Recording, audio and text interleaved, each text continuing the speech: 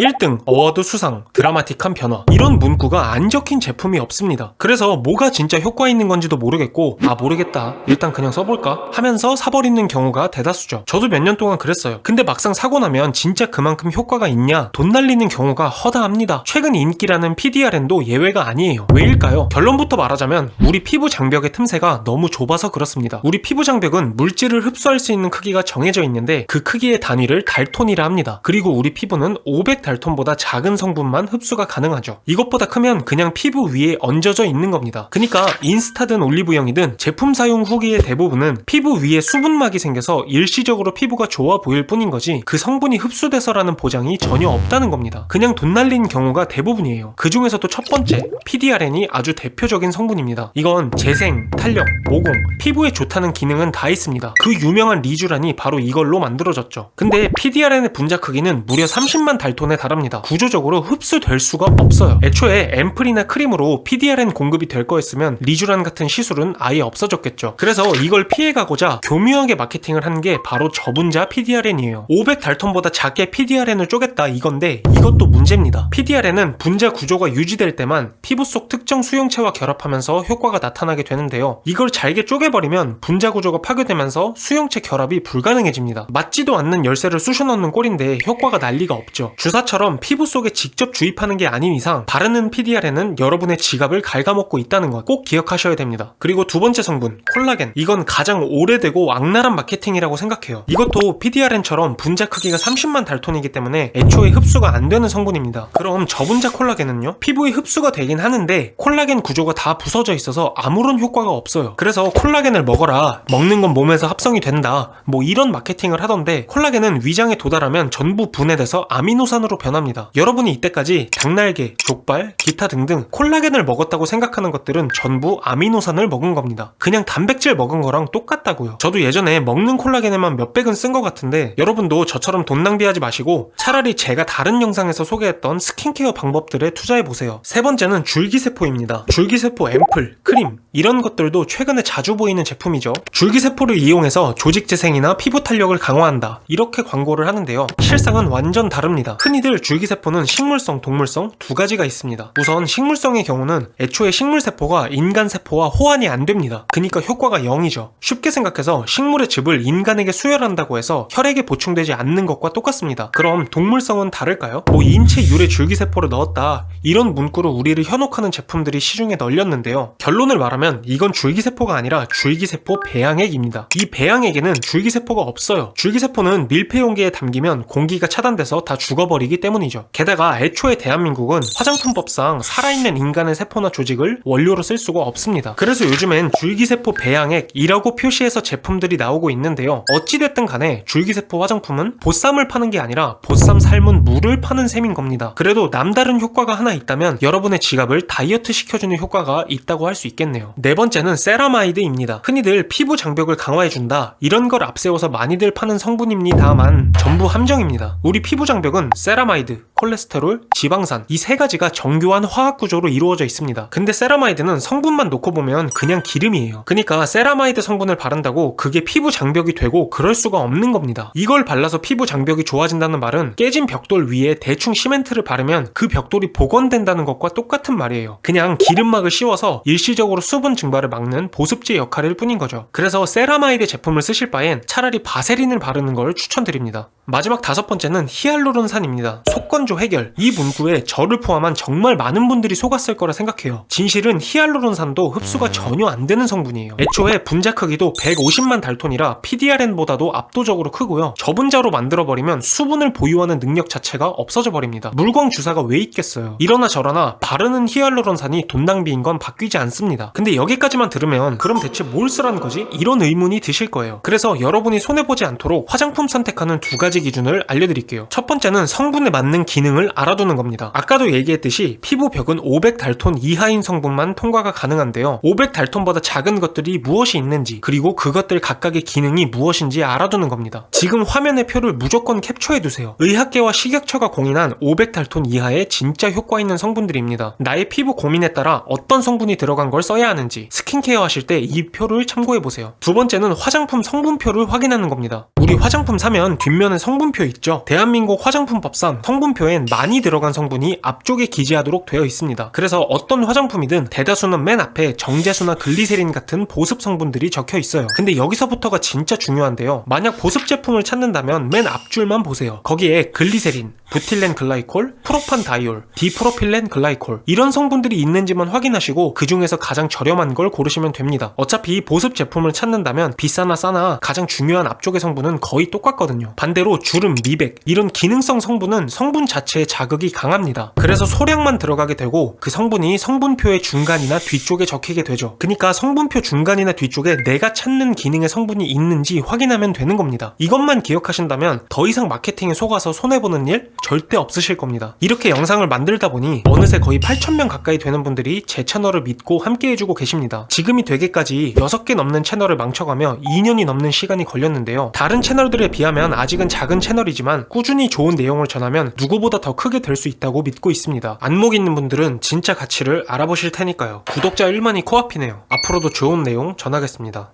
감사합니다.